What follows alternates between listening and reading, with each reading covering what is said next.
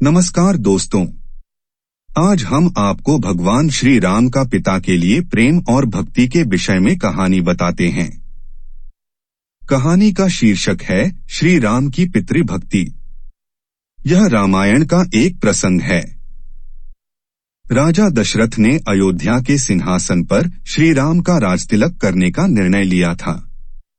राजा दशरथ के इस निर्णय से उनकी रानियां कौशल्या, सुमित्रा और कैकेयी अति प्रसन्न हुई। रानी कैकेयी के महल में मंथरा नामक एक दासी सेवा करती थी। श्री राम के राजतिलक की वार्ता सुनने पर उसने कैकेयी के मन में जहर भर दिया। मंथरा कैकेयी से बोली, श्री राम के राजा बनने से भरत उनका सेवक बन जाएगा और भरत को राजा की आज्ञा का पालन करना पड़ेगा।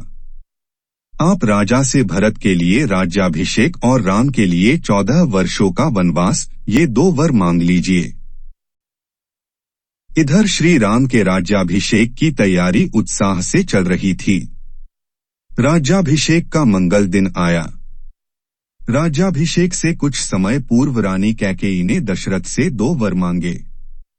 एक बार राजा दशरथ को कैकेयी ने युद्ध में सहायता की थी, तब राजा दशरथ ने प्रसन्न होकर कैकेयी को 2 वर मांगने हेतु कहा था, परंतु उस समय कैकेयी ने राजा से कहा कि समय आने पर वे 2 वर मांग लेंगी। कैकेयी ने वही 2 वर मांगे। राजा ने वर पूरे करने का वचन दिया हुआ था, इसलिए वह वचनबद्ध थे। रानी कैकेयी ने 2 वरों में से एक वर से भरत का राज्याभिषेक और दूसरे से प्रभु श्री राम को 14 वर्ष के वनवास की मांग की। राम का वनवास और उनका वियोग, इसकी कल्पना भी राजा नहीं कर सकते थे। उसी समय अयोध्या के प्रधान सुमंत पहुंचे। उन्होंने राजा को कहा, राजन, राज्याभिषेक की पूरी तैयारी हो गई है। राजा दशरथ ने सुमंत से श्री राम को तुरंत लाने के आज्ञा दी। सुमंत का संदेश मिलते ही श्री राम दशरथ जी के महल पहुंचे। वहां पर श्री राम ने देखा कि राजा दुखी, उदास और चिंतित हृदय से खड़े हैं। राजा को ऐसी स्थिति में देखकर श्री राम भी चिंतित हो गए। उन्होंने रानी कैकेयी को राजा अर्थात पिता के दुखी होने का कारण पूछा। कैकेयी ने कहा, यदि आप राजा के मन की बात का पूरी तरह पालन करोगे, तब ही मैं तुम्हें राजा के मन की बात बताऊंगी। कैकेयी के शब्दों से श्री राम व्यथित हो गए। उन्हें लगा कि उनके पिता को उनकी पितृभक्ति पर संदेह है।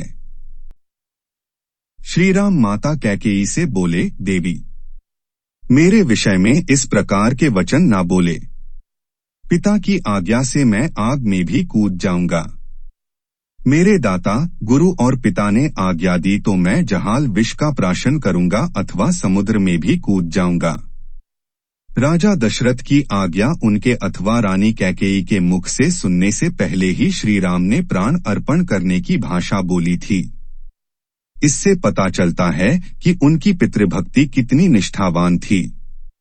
अपने पिता राजा दशरथ को दुखी देखते ही श्री राम ने स्वयं के संदर्भ में संदेह व्यक्त किया। अंत में श्री राम ने कैकेयी से कहा, जिन्होंने मुझे जन्म दिया है, जिन्हें मैं प्रत्यक्ष देवता मानता हूँ, उनकी आज्ञा का पालन मैं अवश्य करूंगा। वनवास जाने से पूर्व श्री राम ने अपने पिता दशरथ जी को पिता के आज्ञा का पालन करने का महत्व बताया। कहा, हे तात, देवताओं ने भी पिता को ही देवता माना है, इसलिए देवता समझकर ही मैं आपकी आज्ञा का पालन करूंगा। कैकेयी ने राजा दशरथ की आज्ञा श्री राम को बताई। तुम्हें 14 वर्ष के लिए वनवास जाना है, यही तुम्हारे पिता की आज्ञा है।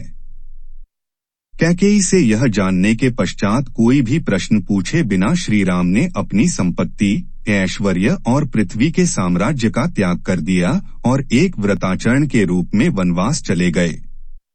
इस एक घटना के कारण श्री राम जी की पितृभक्ति आकाश से बड़ी हो गई। आज भी यह घटना पूरे विश्व को प्रेरणा देती है। ऐसी ही आध्यात्मिक कहानियां सुनने के लिए लाइक और सब्सक्राइब करें। धन्यवाद।